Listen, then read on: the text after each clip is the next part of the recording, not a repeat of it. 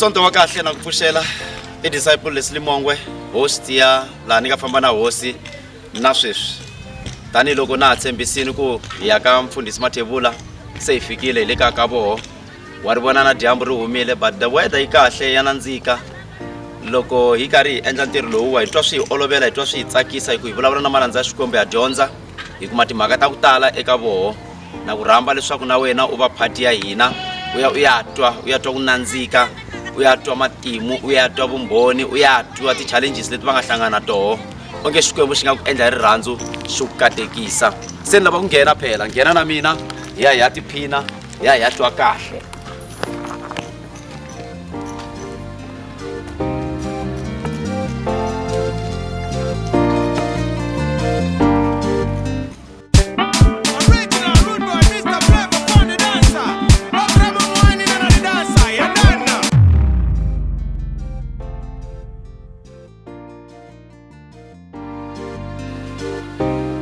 Chikando kwa kahle ita matimba Yesu Kristo wa Nazareta tani ntolovelo disciple Leslie Mongwe eka nongonoko wa hina la ni nga famba na hosi na sweswi nkarhi hinkwawo loko uzo unitwa nkarhi ni vulavula swi vula ku kuna munhu loyi ni faneleke ku vulavula na yena namuntlha ni tshameni kuna mani I mfundhisi a hi mani mfundhisi lava I mfundhisi va kereke na PPC alulekani a va sungulangi a kereke na PPC kuna lava nga sungula kona Bugosha TV is endile nakambe rimona tulonyana mahale kitlobuletishana ni vona munhu wa Mutsonga kahle no rhandza ku lata mixela ti language ntsena kuna n'we van'wani mi ta tsaka mani minjhani ikona minjhani ipfuke moma kereke na swivona pulpit pongo mani mi chumayela van'wani va kwata van'wani va tsaka I mani mfundhisi Mathebula mfundhisi Mathebula wala na mahale ranga ni ku va pfuxela na mxeweta hi vito ro saseka ra Hosiyana ka Yesu Kreste amen mfundhisi Mathebula ni un'wana ri la na mahale ni pastora Lulekani kerekeni ya PPC okay mitswari wa kwala Lulekani mitswari wa na mahale kumbe mitswari wa tikweni rin'wana se mi ta haleni mitswari wa tikweni ra le Giyani lava n'wi hi le Mbawula okay Mbawula ranch all right loko mitswari wa Mbawula khale ka n'we nga ku loko ni mi languta malembe ya n'we a ku ri nkarhi la ku xikolo a ku yiwa mara ku nga yiwi kahle hi swona ku pfa ku risiwa ku pfa ku yiwa vulongweni n'we loko mpfula a swi ri njhani a swi tika swinene a swi tika hikuva loko hi fanele hi ya xikolweni a hi fanele hi rhanga hi ya ku riseni hi ya risa tihomu timbuti xikolo va nga hi pfumeleli ku ri hi ya xikolweni na vaxisati ngopfungopfu so mara papa wa mina a yi riketi ku phusha ku hi ya xikolweni so hi lo dyondza nyana katsongo nyana xikolo xa khale xa ku tsala hansi hi maribye a ku tsariwa hansi hi maribye ya hi tsala hi maribye hansi hi pfa hi teka maribye hi ti hoxa hala tinhompfini hi nga koti ku hefemula xikwembu xi za xi hi pfuna hi ku hi karhi hi tsala hi maribye ndzhaku va hi tisela swileti se hi sungula ku tsala ka swileti so loko hi karhi hi tsala hi karhi hi ya mahlweni ku ta nghena moya wa vuphukuphuku siku wa xikolo tsutsumisiwa na vafana manje okay a yi khomeni kwalano ni byele na loko n'we mi karhi mi kula mhaka leyi a ni teka nhlokweni ku nghene moya wa vuphukuphuku ku tsutsumisiwa na vafana loko mi karhi mi kulele ka ndyangu wa njhani a ku ri ndyangu wa vukhongeri kumbe a ku ri ndyangu wa ku phahla kumbe a ku ri ndyangu lowu ku xavisiwaka muqombhoti vanhu va kulela emindyangwini ya ku hambanahambana a ku ri ndyangu wa ku phahla va ku nga xavisiwi byala okay na va ku phahla ndyangu wa ka hina wa ka Mashana wa ku phahla leswi vulaka leswaku timhaka ta vukhongeri a ti ri kule na n'wina swinene ngopfu loko ku ya fika moya lowu wa vuphukuphuku wa ku se mi sungula ku vona vafana a mi ri na malembe mangani hikwalaho loko a mi ri na 18 years okay so babe va ni tshikisa xikolo mi lo tika loko a mi tshikisa xikolo kumbe ku nghenelela swin'wana? Ni nga si tika va ni tshikisa xikolo munhu wa koho a tlharihe hi ndlela yin'wani a suka a ri Phalaborwa. Okay. So a ni balekisa kusuka Mbawula ku ta fika a le Phalaborwa hi milenge. Mi concovela hi milenge? Hi milenge. A ri pfurha rirhandzu leri na? Na yi swinene. Yo! Okay. Se Phalaborwa se papa wa mina a ku ri munhu loyi vele a hluvukile hi wo sungula ku va na movha tikweni ra ka hina ra le Mbawula. Se a ni landza hi movha. Okay. Ni tlhelela kaya exikolweni. So va phikizana kunene ku fikela lani a ni onhaka ni se va papa va nga ha swi koti ku ta va ta ni teka ni ve ni hloma. Se a ni ri na 20 years. Okay. Ni hanyile na yehe ya malembe ni ri na yena Xikwembu xi ni katekisa eku hluphekeni a nga tirhi. Okay. Mara ni khodelela. Khodelela. Khodelela vukati bya khalabyo bya ku khodelela a ku nga tivi Xikwembu. So ni bebula n'wana wo sungula ni karhi ni hlupheka, ni bebula wa vumbirhi ni karhi ni hlupheka. Se xikolo mi ve mu ku na rivala? Ni rivala mara papa a fositela ku ni ya xikolweni. A mi endla yini swa ku tihanyisa?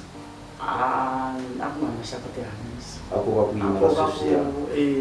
Tihanyela nje. Okay. So loko papa lava ku ni ya xikolweni a ku ve va ta ni tekela swakudya saseke ngopfu. Ku vula jaha lera n'wina? A swi tsandza swi va kwalani ku fikela lani ku nghenelelaka mhaka ya vukhongeri.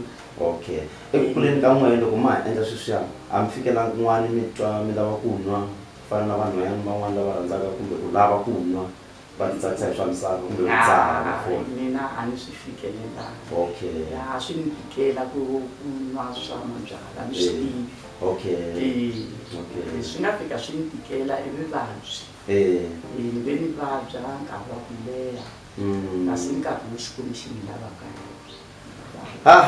Ya wa tshame na mina tivondziwini ma va twa mama va hlamusele swa ku tala hi nkarhi lowu ntsanana swinene ngopfu va hlamusele mhaka yin'wana ya matimba swinene. Wena u nge le ku yingiseleni na wena u nge le ku voneni mhaka leyi ta ku tlhontlha na weyi nga ku nyika dyondzo yo karhi. Va ri rirhandzu ri pfurha va chochovela kusukerisa Mbawula va ta nghena Alulekani hi milenge. Leyiwa mhaka a wu tshama u yi twa mpfhuka wu velekiwa i distance yin'wana leyikulu ngopfu. Loko rirhandzu ri pfurha ra pfurha but Xikwembu a xi hi pfuneni xi hi katekisa. Famba na mina, tshama na mina, hi lava ku ya vhakachela hodela ha vuya.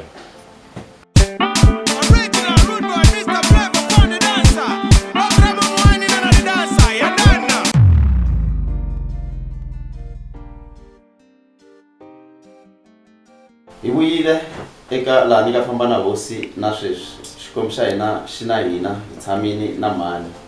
Mama na swi twa laniwa mi vulavula hi ku fike nkarhi laha mi nga ze mi tshama swin'we ku ve na timhaka ta malovolo kumbe wo lulama a nkarhi wa hi ku ma rhandzana famba tshama kwale? Hayi swi ve swi famba hosi hi katekisa hi ku a nga tirhi a hluphekile. Okay. Mara ni n'wi rhandza a ti tani. So ku va na nkateko wa ku a fika a kuma ntirho. Okay. Then loko a kuma ntirho a tsundzuka ku ya eka vatswari a ya a ni lovola. Ndzi lovoriwile va twanane na va papa hinkwaswo sweswi ni nga lovorisa swilo swa xikhale. Mali ya leyi ni nga lovola I tiva vo ma 120. Xicuma xa kona. Yeah. Okay. So qhubeka hi hanya swin'we vutomi byi karhi byi tika. Loko ni ta sungula ku vabya ku hlupheka ka mina ku ri kukulu swinene a ku chavisa a ni swi tivi ku hlambela ebavhini. A ni hlambela emangarabeni makaraba lowu va le Crimson va rhwalaka wona a no chela laha hansi ni chela mati ni hlamba hlantswa na rhoko kwalaya makarabeni. So loko u nga vekangi kahle wu va wu tiba mara ni khodelela swinene ni bebula vana ekuhluphekeni.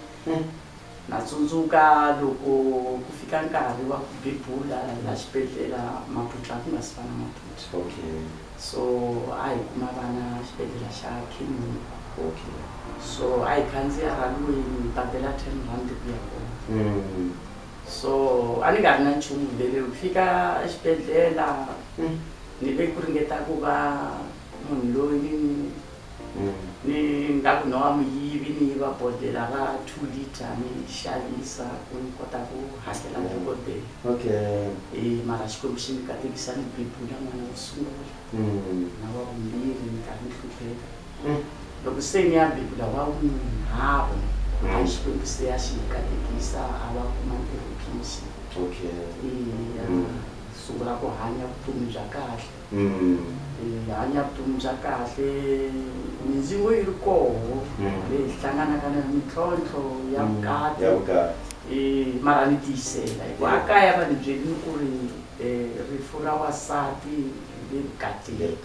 So ni khodelelini swiyimo hinkwaswo leswi ni nga hlangana na swona ka n'wana wa vunharhu swi tele leswi ni nga hlangana na swona swa ku khodelela. Ni nga vutisa loko kumbexani rigombo a ri koho loko mu ku mi khodeleni swin'wana swi nga endleka swi fambelana na rigombo kumbe a vo va na ku tlhoma matihlo se va mi vona ingaku a ma ha ri ntombi liya ya ku sungula va nga yi vona. Rigombo va lo ni byela ku loko wo vona ni ku ba tanihiloko mi ni vona ni sasekile loko wo vona ni ku ba swi vula swa ka na ku lava a va zangi va ni tirhisela rigombo a va ni tirhisela nomu ngopfu nomu wu tlula rigombo. A va pfumala va bava ku fana na amen. Okay. A va ni bangi yo hanya vutomi ku vulavurisana. Okay. Hi khodelelana. Xikwembu xi ni katekisa ku ya na ku ya loko ni karhi ni ta sungula hi ku vabya xikwembu xi sungula ku vulavula. Okay. A mi swi tiva njhani ku loko mi ri ku vabyeni i xikwembu lexi vulavulaka? A ni twa hi tinghoma a ni nga ti tivi tinghoma leti ni ti yimbelelaka. Ni yimbelela tinghoma ta Xizulu ni nga tivi Xizulu nkarhi walowo wa khale. Loko yi ta ngoma leyi a ni yi twa ni yi tiva. Okay. Loko ni karhi ni vabya yi yimbelela switsongo laha yi yimbelela kona manje kodwa mizimpi kona manje ni nga tivi ku ponisiwa hi yini.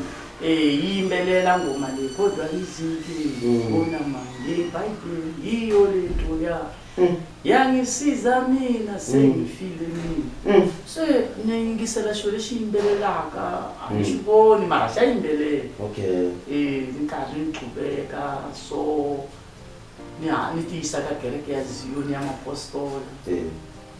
Loko ni tshama ni nga tiphini. Okay. So ni tiyisa kerekeni ya ZCC nakona loko ni fika ni nga tiphini. Okay. Ndzhaku ka sweswo va ni byela ku hayi u fanele u ya chayeriwa. Ni munhu loyi ni nga chayeriwa hi maxangu ya mavabyi ni chayeriwa. Loko ni ri langangeni ni byela n'anga leyi ku na swilo leswi yimbelelaka la timbilwini ta swi khona mani kodwa a ku nga yimbeleli hi ku swi ta tima moya lowuwani wa ku chayeriwa wa swikwembu swa hava u nga yimbeleli. Loko swi ri ni yimbelela a ku nga yimbeleli no xikwembu xi endle ndlela ya kahle loko ni ala ni yimbelela ku ri na vanhu lava karhi va hundzaka ni ri ka mafuva tin'angeni. Okay. Va hundza va ni khongelela va karhi ku khongelela ta huma a ku huma ka mina n'angeni ni hume hi xihlamariso. A mi humangi hikuva se mi thwasile? Hawu ni nga si ya thwasa n'anga leyi va lwa na mina. Okay, a ku ri n'anga xisati? N'anga xisati va lwa vusiku byelebyo va ku ni famba na mina na wa famba kasi va Mrs Amos lava a ri kona vanhu va vulavula va le ku ni khongeleleni va hlangane na nuna va n'wi byela ku teka Yesu. So a teka Yesu va ku nsati kwini va ku i le tin'angeni va ku a khongela va khongela na mfundhisi Ndlovu n'wana wa kwala Lulekani lovile va khongela va hlayisa vana va mina ku hluphekeni fikela lani va byela ka bava ku hayi leyi ku na nyimpi. Se a teka David Mayini a teka timali a fika a badela ni huma tin'angeni. Kuma va Mrs Amos va ni rindzini. Loko va ni rindzini va ni nyika Xikwembu. Va ni nyika Xikwembu ni xi teka. A ku ri lembe rihi kwala loko ma ha tsundzuka? 83. 83. Okay. Episcopi 83. And then vani khongelela va hisa timhamba letiya hinkwaswo switshungulu leswiwani swimbalini va hisa timbuti tihuku hinkwaswo. A mi zangi mi nga pfuna munhu na un'we hi tinhlolo? A ni famba na n'anga leyi ekusunguleni. Okay. Hi ta kwala va Mapuja ya ha ku pfula tingeseni. Hi fika hi va hluvurisa hi va bisa miti. Okay. Mara a ma ri hansi ka n'anga leyi? A na ha ri hansi ka n'anga. Mara n'we mi te ku huma a ma ha swi tirhangi kumbe mi swi ringeteni? Mina na ha zangi swi ringeta hikuva misava karhi swinene. Loko na ha ri kwale n'angeni ni tlhelela ndzhaku hi kona ni a famba na mina mara lexi nga ni karhata la ka n'anga ni n'wi vutisini ku moya lowuwaniwa hi wo lowu nga ta u n'wi kombisaka swilo swa vanhu or u endla njhani na a ku ka mina a ku i ta ni dyondzisa ku loko nhlolo leya mazuma yi wini yi vula yini loko leya mhala yi wini yi vula yini mina hayi swi vula swa ka u na ntiyiso u nga ni byeleteli swilo swa ku why swilo leswi swi rhumelaka swi nga voni na no ka swilo swa kahle a hi nga twali na n'anga leyi a hi phikizana hi ku nga ka ku nghena swilo swin'wana leswi swi endlaka ku ni phikiza ku ni kota ku huma na n'angeni xikwembu xi ni pfuna ndzana ya swi nga endleka u le ku voneni swi nga endleka u le ku tivutiseni evuton'wini bya mene ya fika kwini ya helela kwini swi nga endleka u chayeriwini swa ku tikela va chayeriwini mani la mara namuntlha u nge tshembi ku mfundhisi va chuma rito ra Xikwembu ra ku tshembeka a hi voni va nyika vanhu swilo a hi voni va tota vanhu swilo hi vona va chumela rito va va khongelela hi vito ra Yesu swilo swi endleka na wehe u nge ri ku languteni u nga bohiwa hi mimoya leya madimoni u nga tshunxeka hambi ku va tshunelela u nga va tshunelela u ya kuma ku pfuneka u ku kasi na mina loko ni te ta Yesu a nga ha ni rhandza na ni fana na n'wina ke i ta kuma nhlamulo ya kahle.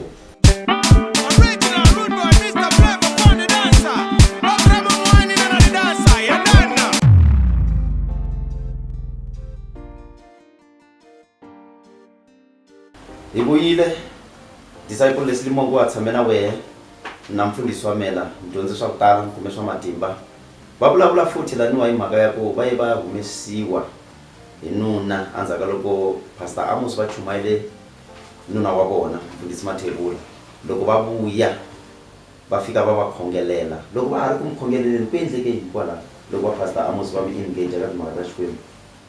Hayi ku ve ku huma madimoni. Okay.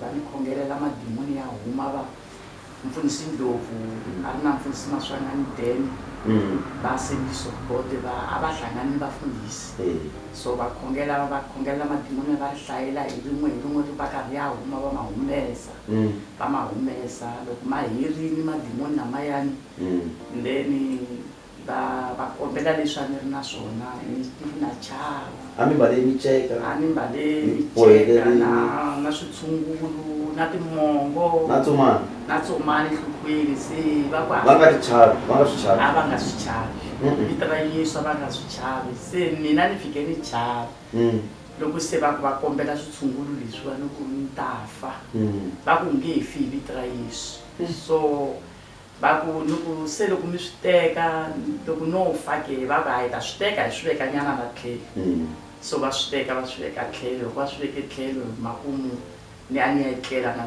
navusiku loko ni etlele ni vona mhani un'wani va ngo mhani Sibuyiwa la na Magale va kereke Assemblies of God then ku xika moya lowu ku tsima moya lowu xika ni tlula henhla ka mbedo ni wela hansi na nuna ya tlula wela hansi so hi sungula hallelujah hallelujah hallelujah hallelujah hallelujah e vulavula ririmi rin'wana so ririmi leriya loko ri ya hela a madimoni lamaya va fambile se ni pfuka ni va hlamusela ni vula vumbhoni va ku se wa ha swi lava swilo leswiya hi ku nyika kumbe wa ha chava na no ku na ha swi lavi se swi hiseni se va swi hisa na tsuma leriya va chele mati dromweni xisibi xa mapa va hlambisa ni basa ni saseka na nuna loyi a ni chava ku tshinela kusuka Kabla mari na swilo leswi. Galanana mikhuva leyi a chava. Swi na ku tlela swin'wana mi nga tlela swin'wana va hawa a byeriwini swa ku mi nga tshami ndhawu yin'we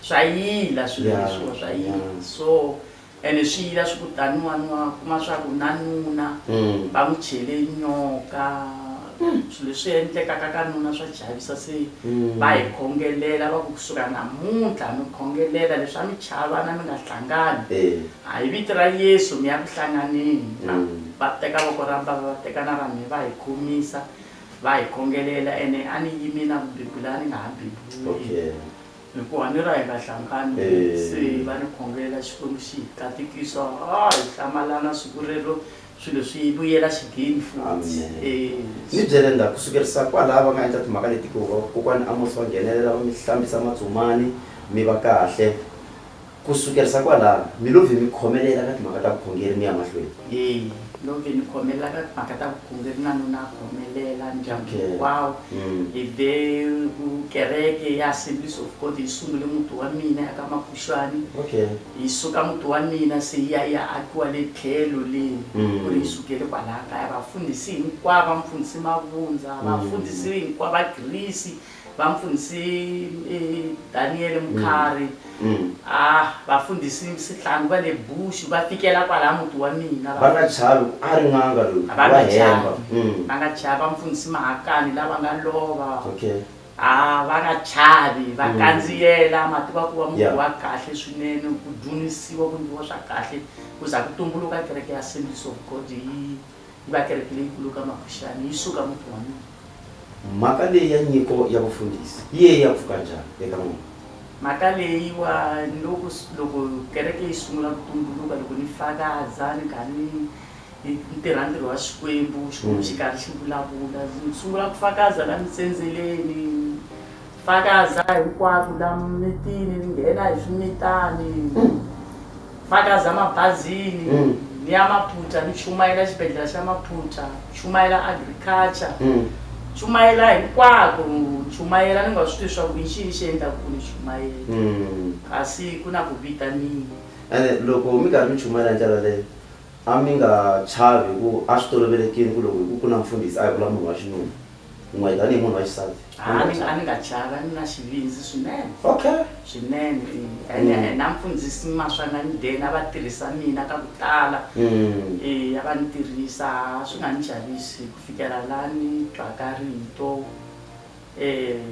swo ku ni ku vitanile ri ni komba Mozambique komba Mozambique so ni pfuka na vusiku ni rila haleluya liya yi nga suki haleluya so ni famba ni ya ka mfundhisi Nkunika a ri ye mfundhisi wa hina lonkulu wa Assemblies of God so ni fika ni n'wi byela ku na swilo leswi ngo ni famba so ku na risimu leri yimbelelaka ku rhuma mina a ni swi tivi ku ni rhumiwa Mozambique ene a ni ku tivi Mozambique la ni ya kona ni vona miti vanhu va hluphekile ku pfurha swindzilwani swo keti se Xikwembu xi ri ni ya kwale ni ya pfuxa vanhu lavaya ni va nyika Xikwembu lexi va Mrs Amos na n'we mi nga ni nyika xona va kota ku hanya va ta va kahle va fana na mina so mfundhisi va ku famba i ya khongela se ni ya khongela ni titsona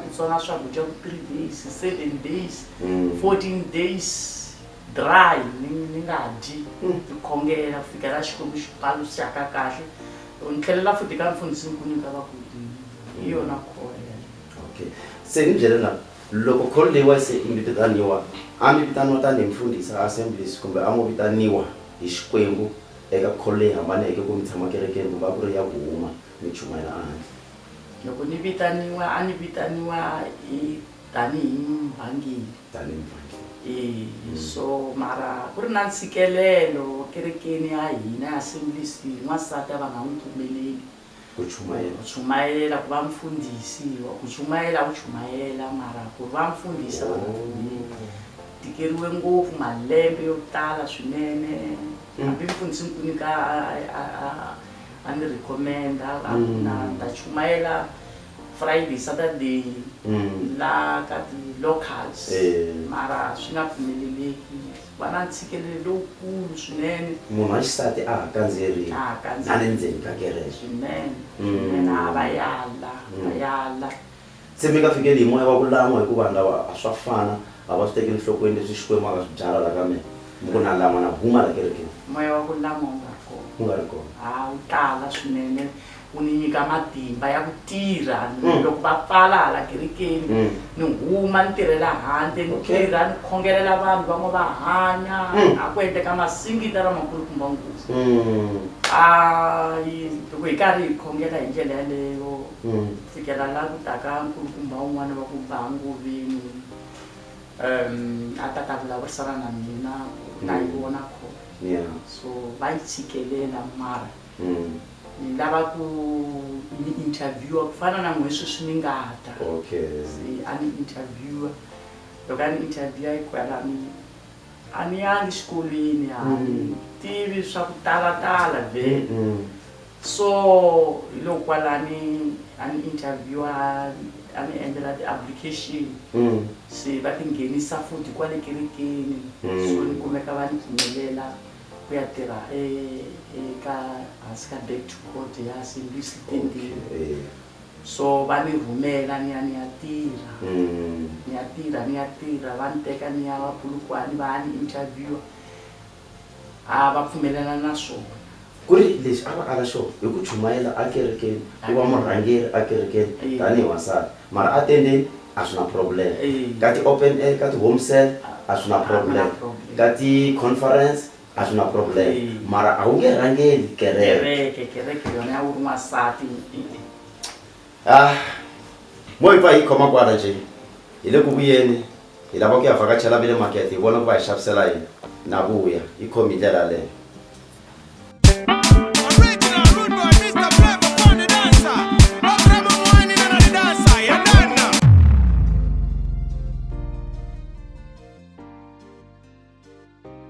Welcome back, Disciple Leslie Mongwe wa tshame na wena. Hawu Vukusha TV crew ya mina la ndika famba na hosi na sweswi.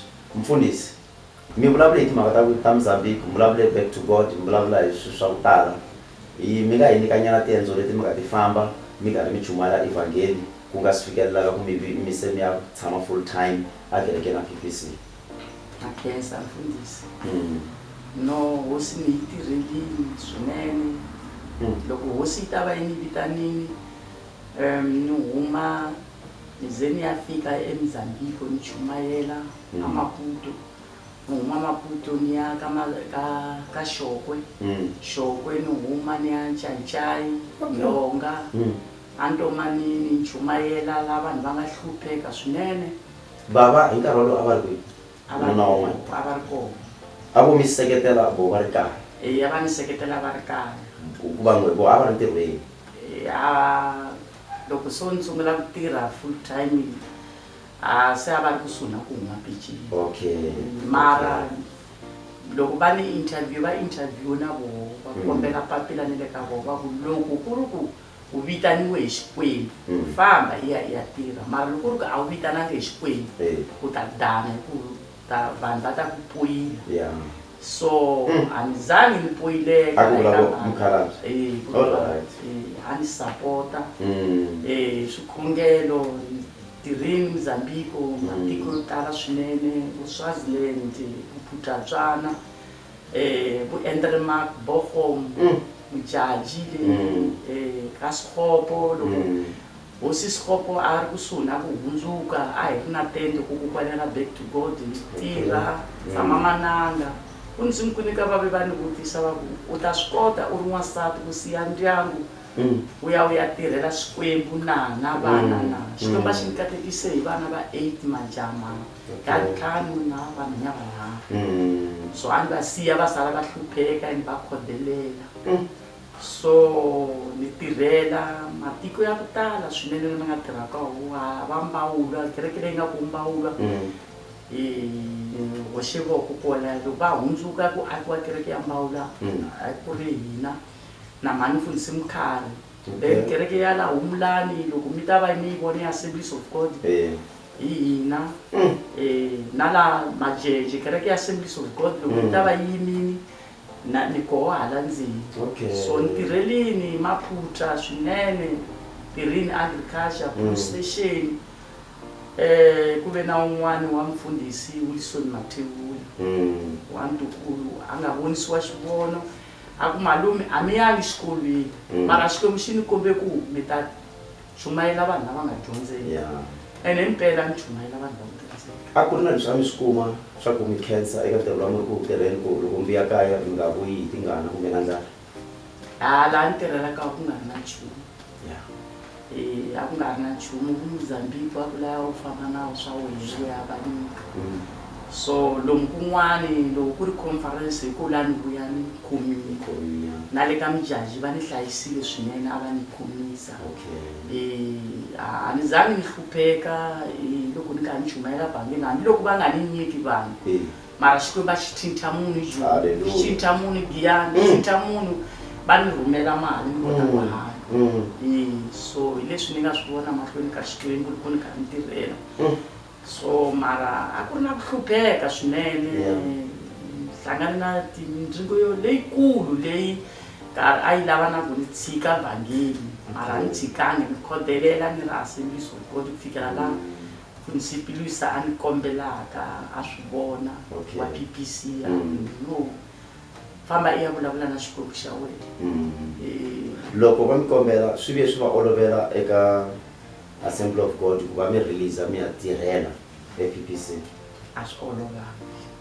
Why swi nga olovi ku hali va ri wehe u n'wansati a wu nge swi koti ku rhangela kereke va mi khomela yini ku ve kereke leyi yi koho ya PPC leyi nge hina n'wansati a hi na mhaka na yena a wu tata va mfundhisi a rhangela bandla ra hosi?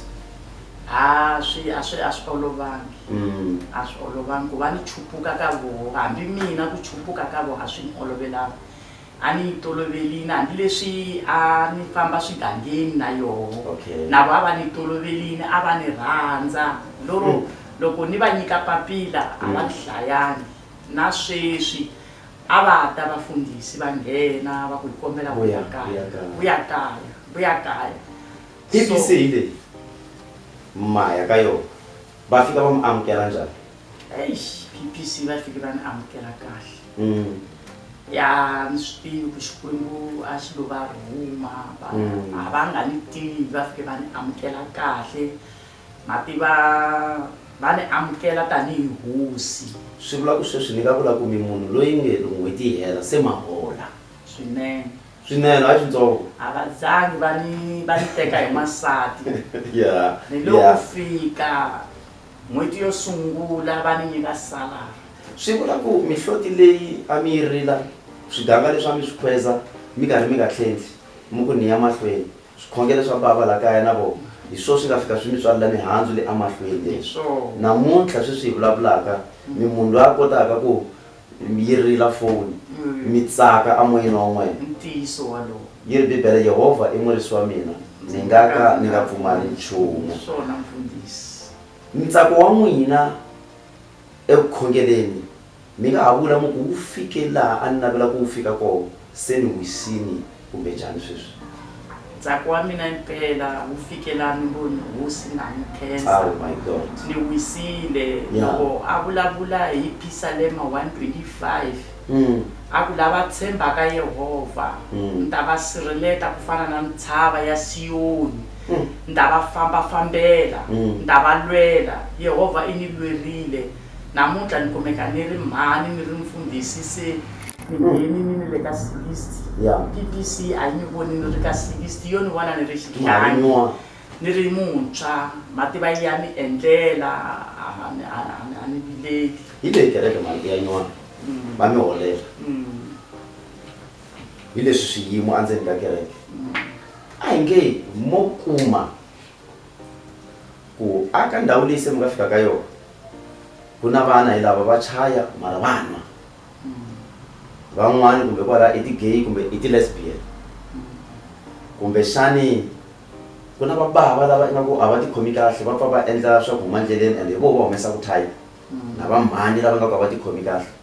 Swilo leswi ni nga swi hlaya leswa mune leswi swi nga mi chavisa ku swi confronta hi ku mi ta protect ku va ta ni caca ni nga holi kumbe mi nga va byela ntiyiso lowu Xikwembu va wu lavaka.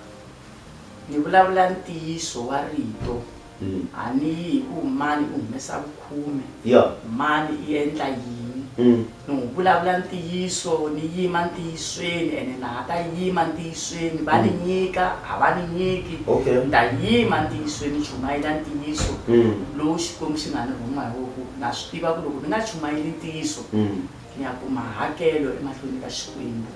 A hi nge loko ko ta un'wana mani mi chumayela ngopfu hi mhaka leyi ene na yi endla se hi lowu movha mi nga ha yi mahlweni mi chumayela mhaka lowu mi nga wu amukela movha lowu a mi na movha pheswo swin'we.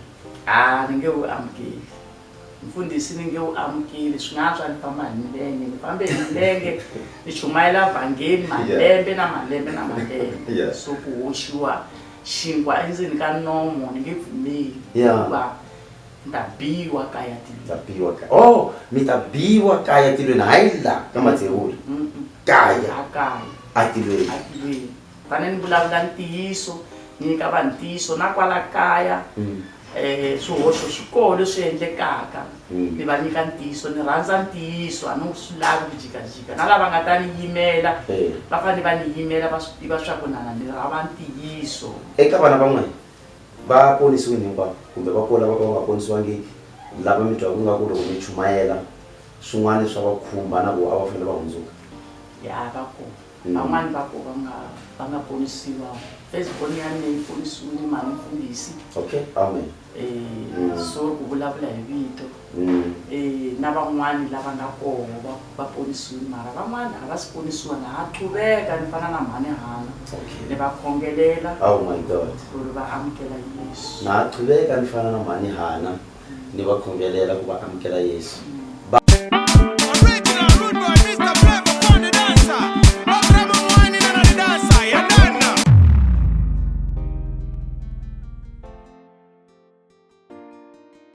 Mize mi ta maphuka na n'anga liya n'we ma ri thwasana mi fika laha mi va hlamba misava ni kuwa mimirhi mi tlhela mi ya mi ya chumayela kwalaha maphuka a va swi teka njhani a vo swi teka ku munhu loyi wa nga ku se ku na swihoxo leswi endlekaka laha? Leswi a ni sasekisa swona vanghani hikuva ndzi ni hlangane na hosi a va nga ha ni tivi a vo ni rhandza swinene kumbe a ni loya hi sweswo swa mandlhozi kumbe a va ta tsundzuka a va nga ha tsundzuki ya va ni rhandza swinene.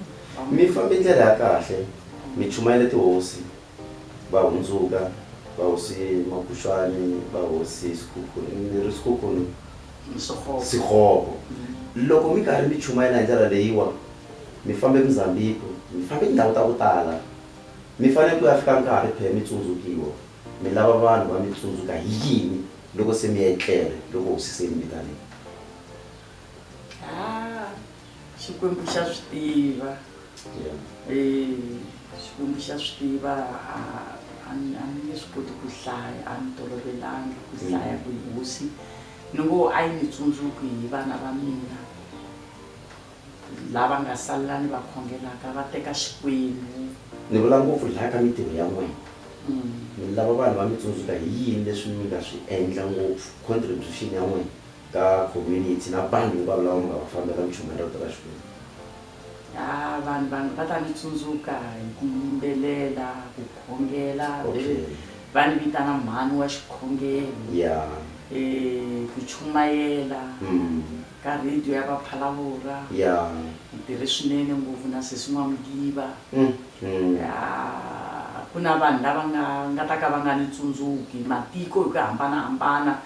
Radio ya Vaphalavura loko ni byela nkon'wana wa mina wa mfundhisi a ku na swi vona hinkwaswo u tikeriwile u fambe ka xiyimo xa ku tika mara Xikwembu xi ku endle ku ri n'wansati u ya chumayela ka radio u twakala matiko hinkwawo. Mama mi fambe na vafundhisi va ku tala mi chumayela mi planta tikereke kona laha Humulani na Majenje kwini vafundhisi lava mi nga famba na vona va ma hlangana na vona support yi koho kumbe a va ri koho lava a va mi pfuna na hi swa timali loko mi ri ku tirheni van'wani vhele va ka tekisiwini ku tirha hikuva va yini na le xikolweni? vafundhisi lava ni nga tirha na vona vo kombisa rirhandzu ku hlohlotela va ku va ni khongelela van'wana va ku ni ya xikolweni xa vufundhisi ni yini xikolweni xa vufundhisi ni nga hatli xitifiketi xa vufundhisi mara ka timali ni lo katekisa hi wun'we a nga ha ri kona emisaveni ni katekise nkarhi luwa ni ya Mozambique a hambani ni ka developo loko ni ya Mozambique loko a hundza a na ha zangi ni vona munhu wa ku ni katekisa vo ni katekisa hi nomo wa xikomba xi ku katekisa ama swi lava ku tlhela Mozambique kumbe a va ha mi la voka le Mozambique mi ya chumaya ni swi lava hi matlhelo hinkwawo i yini leswi tsandzaka mali i mali a va kona vafundhisi lava va nge hi lava ku sapota xivono lexi ku xi nga fi xi ya mahlweni kumbe vanhu lava nga kona kumbe n'we mo ka mi nga si tshama mi khongelela mhaka leyi xikwembu ni pfuxeli lava nga ta ni pfuna swa timali ni tlhelela ni ya chumayela vhangeli ani futhi ani nga ha swi khongeleli sweswo no ku xikwembu ni katekisa swa ku pfuxa vanhu va ni pfuna ni tlhelela Mozambique ani nga ze ni swi tsundzukile mara sweswi mi swi vulaka ni nga swi vula sweswo swa ku xikwembu xi ni pfuna xi ni pfuxela vanhu ku fana amburi ni mu vulile munhu wa kona a ni pfuna swinene hi timali na un'wana wa doctor ni chumayelini ka doctor un'wana kwala Phalavora a ni tirha na yehe luya a hundza misaveni na yehe a ni sapota a ni nyika developo loko ni ya Mozambique a ni cheka a ni nyika ti-injection na maphilisi a ni cheka a ni cheka doctor mama mi byelela mi lava ku heta njhani na PPC mi lava ta heta mi ri murhangeri wa njhani na kereke ya PPC ku ya fika laha kumbexana va nga ta vula ku se u kurile mara mi lava ta ku loko mi tshamini va mi hleketa hi vurhangeri bya njhani eku chumayeleni ka n'wina sweswi ni nga kula loko vo ni wisisa va ku ni ya ku wiseni naswona ni nge alani naswona hi na swi twa ku se ni karhele so mara loko nako va lava ku ni veka ka vurhangeri byin'wana ni nge ali ni ta qhuveka na vona hi ku ni le ku tirheni na vo kahle va ni khome kahle a na problem mi nga vula yini eka vafundhisi lava mi va tirha na vona na lava van'wana mi nga va humesa u kuma ku mi fambe va siyiwa la ka ti-branch letiwa mi nga va nyika nhlohlotelo wihi sweswi namuntlha loko ya ha ya ku pfaleni so ni nga khensa eka mfundhisi Maswanganyi Daniel wa Assemblies of God mfundhisi Mkhari mfundhisi Muveni mfundhisi Masika nga ha kona misaveni ku sale nsati wa yena tanitwa loko wa yingisela vafundhisi va ku tala van'wani mavito ya vo van'wana na ha va tivi so ni ta va khongelela ku Xikwembu xi va pfuna va ya mahlweni na ntirho lowu va nga nyika wona ni ti vona ni le mhani namuntlha hikwalaho ka wona ngopfungopfu Mrs Amosi loyi a nga hlantswa tsumani enhlokweni ra mina a nga ha kona misaveni wasati wa milungu wasati loyi a ni chava milungu matihlo ya yehe ku n'wi languta mara yehe a tshinela kusuhi ka mina a tshama kaya ka mina a dya na me swakudya a nwa tiya ku ni tikombisete ra mazenge a ku na mhani hluphekile a ni tshama a ni sindza hi vulongo yindlu leyi a ni tshama koho mhani mativula ku nga ni chavi so Xikwembu nga ku xi nga n'wi endla hi tintswalo mhani byelela hi le ka n'hweti leyi tlangelaka xintu xa hina tanihi maAfrika-Dzonga Heritage Month mi kereke ya ku pfumela ka tindhindani va ti na tindhindani va mbala va fika va cina a va ti na tinjhovo va fika va cina ku ri sonto kerekeni kumbe ma swi tlangela kumbe a mi swi tlangeli swa xintu a kerekeni a kerekeni ya mina swi tlangela kereke hinkwayo ya PPC xinto va mbala va dyondzisa Xikwembu va mbalini a ku na problem a hi soli nchumu ntumbuluko hinkwawo lowu endliwaka a nyenyi just nga hetiseli swa ku fana na swa le handle okay ntsena munhu a languteka munhu a languteka basini ku nga ri na swin'wana swo na swin'wana leswi a nga swi chela swi yelana na hala ka Xikwembu. Loko swi ku ri ndhavuko wa ku mbala kahle a fika a tshama kerekeni a amukela hi tlhelo n'wi kombela. Xikhongelo xa n'we ka ndyangu?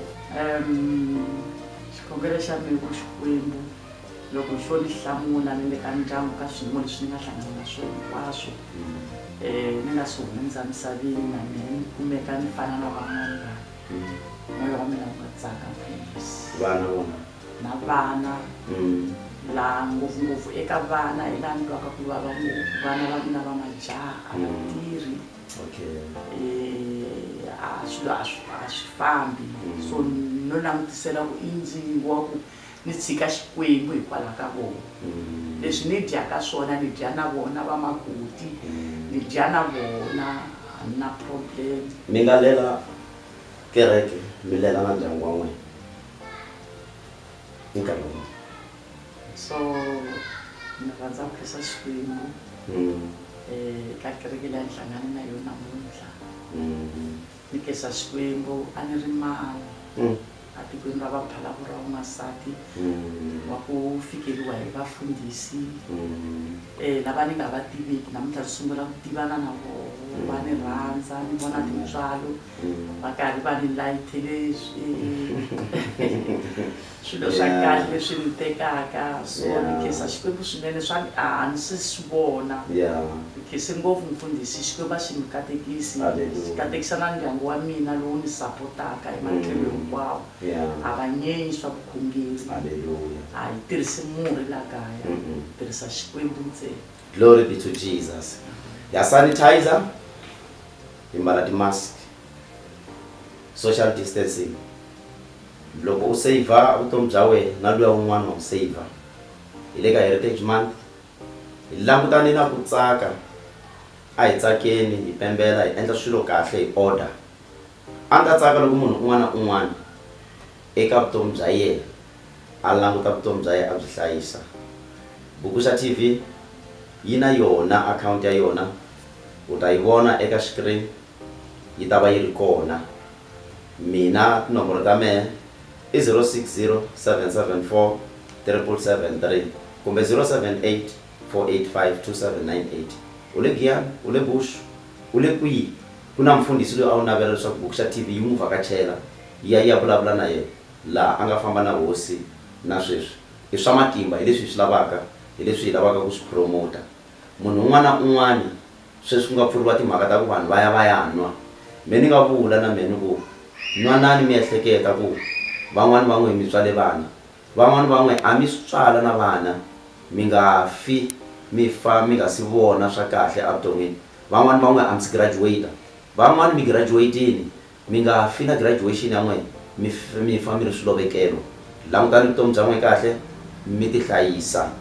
Byala a hi ku lahlekeriwa hi nqondo, byala a hi ku lahlekeriwa hi vumunhu. Ti hlayiseni mi nga ri mi hundzuka, mi nga mi chumayela phe. Onge Xikwembu xi nga mi endla tintswalo xi mi katekisa. Producer ya hina Pastor Mashava na crew ya hina ya Vuguxa TV lava va tekaka, ni ri Xikwembu a mi endle tintswalo a mi katekisa. Loko a ri mina disciple Leslie Mongwe, mfundhisi wa wena kwala Ninankulu, ni ri hosi a yi mi endleni hi tintswalo. Ku katekile munhu loyi tindleve ta yena ti kotaka ku yingisela lowa matimba ku nga hosi Xikwembu Yesu Kreste. Andrimani etikweni ra Vaphalavuka na mina ni vula sweswo loko xiandla eka swin'wana